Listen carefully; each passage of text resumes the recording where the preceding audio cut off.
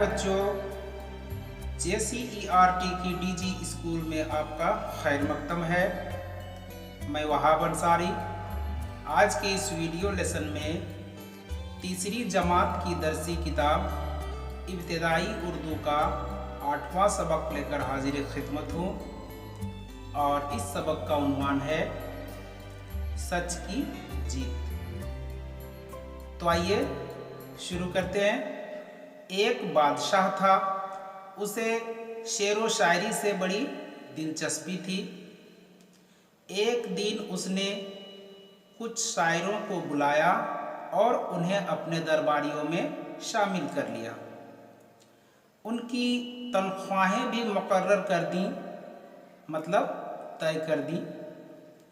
कुछ ही दिनों के बाद बादशाह ने देखा कि सभी शायर आपस में लड़ते हैं, एक दूसरे से हसद करते हैं, जलते हैं और एक दूसरे को नीचा दिखाने की कोशिश करते हैं। जब दरबार में आते हैं तो खुशामदी बन जाते हैं, मतलब चापलूस, और इनाम पाने के लिए बादशाह की तारीफ करते हैं।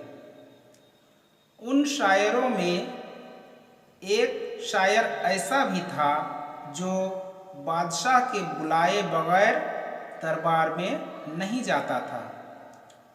वह न बादशाह की खुशामद करता और न उसकी तारीफ में शेर पढ़ता था।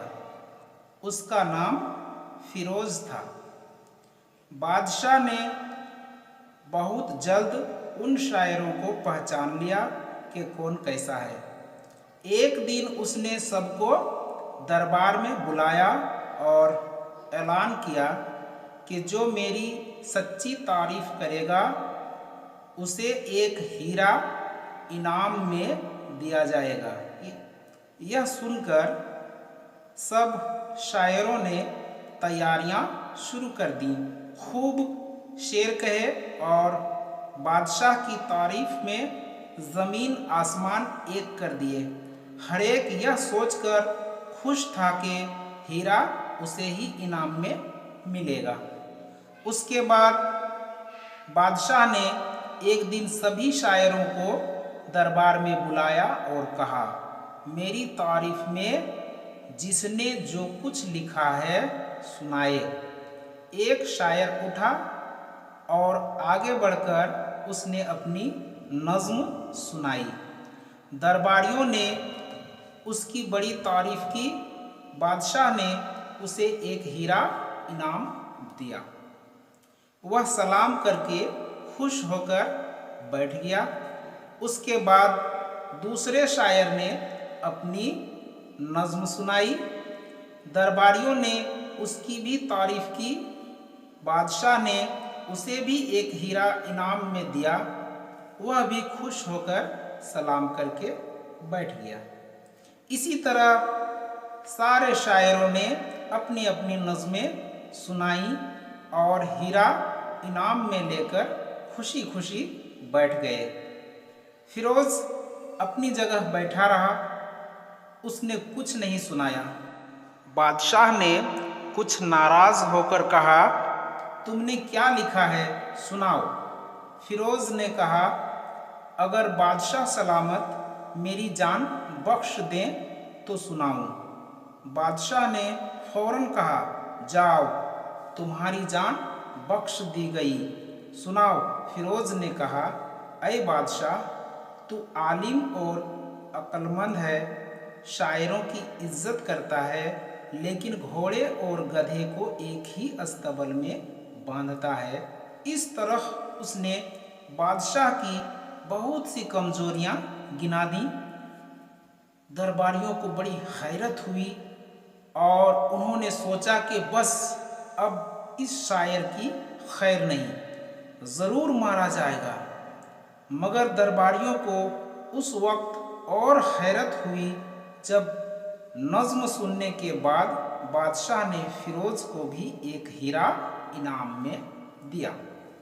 दरबार खत्म होते ही सभी शायर हीरे की कीमत लगवाने के लिए खुशी खुशी जौहरी के पास गए। फिरोज को भी अपने साथ ले गए। जौहरी ने हीरो को देखकर बताया कि सबके हीरे झूठे हैं, सिर्फ फिरोज का हीरा सच्चा है। दूसरे दिन बादशाह ने फिर सभी शायरों को दरबार में बुलाया और पूछा, इनाम पाकर कौन खुश और कौन रंजीदा है। शायरों ने शिकायत की कि फिरोज के हीरे के सिवा सारे हीरे झूठे हैं। बादशाह ने मुस्कुराकर जवाब दिया, इसमें ताज्जुब की क्या बात है?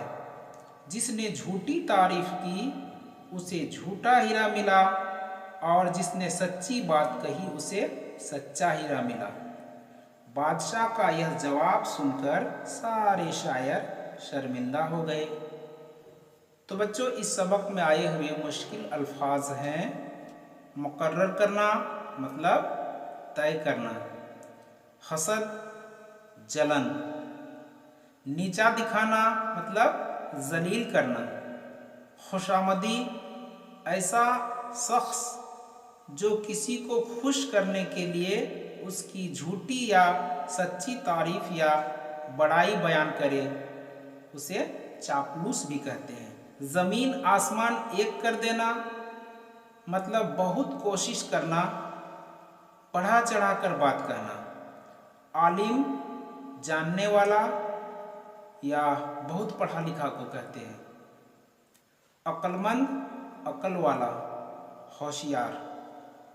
अस्तबल घोड़ों के बांधने और रहने की जगह। जौहरी जवाहरात की परख और कारोबार करने वाला। रंजीदा उदास। ताज्जुब हैरानी या अचंभा को कहते हैं।